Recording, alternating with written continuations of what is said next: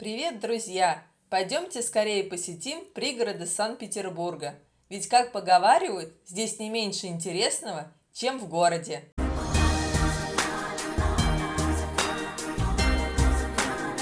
Петергоф, загородная императорская резиденция и столица фонтанов, была основана Петром I в честь победы в Северной войне.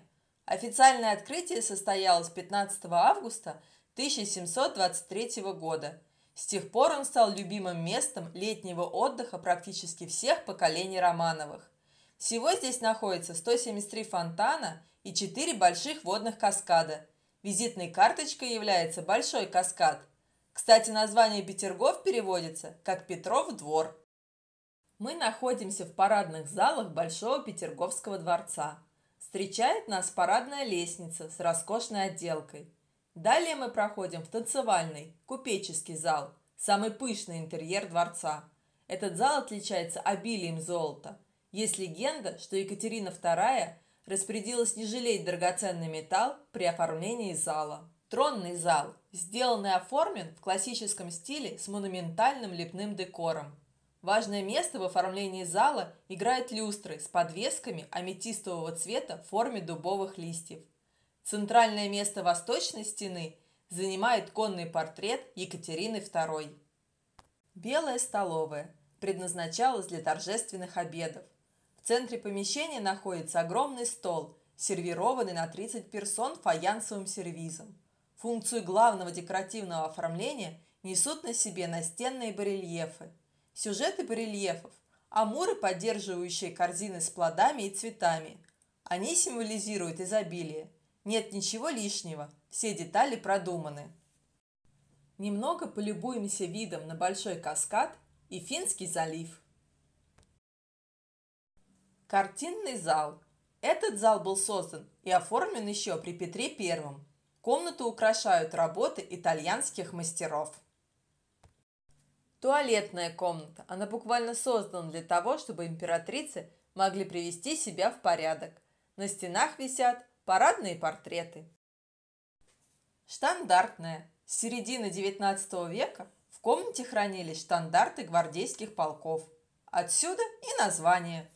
Большая голубая гостиная. Здесь выставлен фарфоровый банкетный сервиз, выполненный на императорском фарфоровом заводе в XIX веке. И немного современной инсталляции. Тюльпаны, сделанные из фарфора.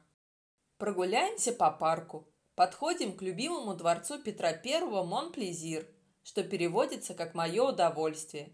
Стоит на берегу Финского залива, выстроен в стиле голландской архитектуры. Рядом находится банный корпус. Он представляет собой комплекс зданий парадного и бытового назначения, построенных в разное время с восточной стороны Монплезирского сада.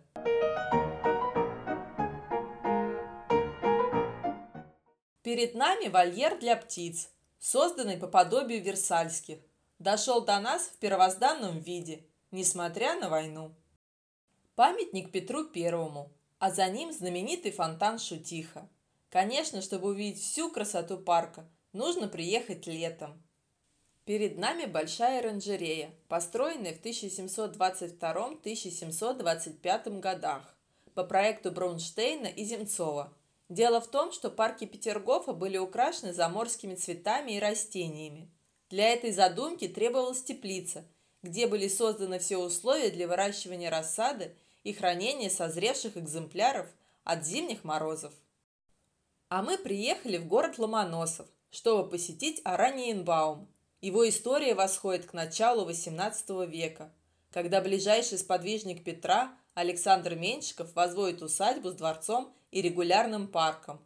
По легенде, на территории будущего дворца была найдена маленькая оранжерея померанцевых деревьев, над каждым из которых была надпись «Ораниенбаум».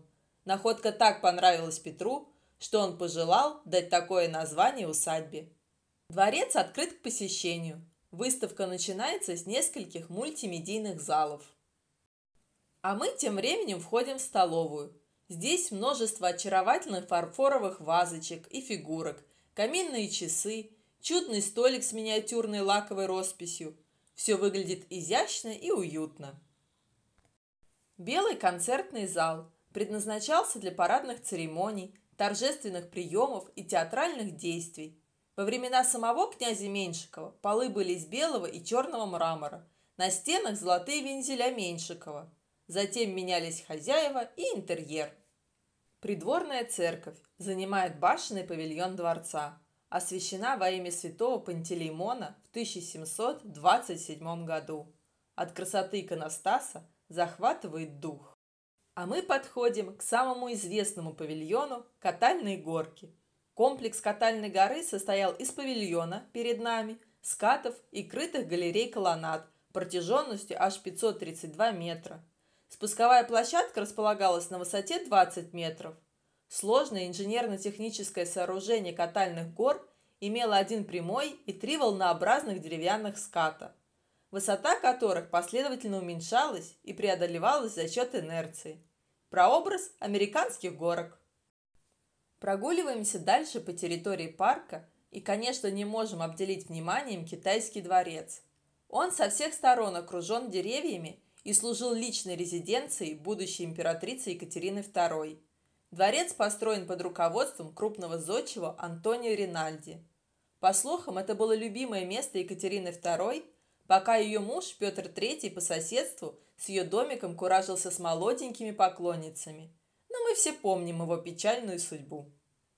Мы подошли к павильону «Китайская кухня», где готовилась еда для обитателей одноименного дворца. Вот и закончились наши исторические выходные. Спасибо за просмотр. Оставайтесь с нами и подписывайтесь на наш канал. До новых встреч!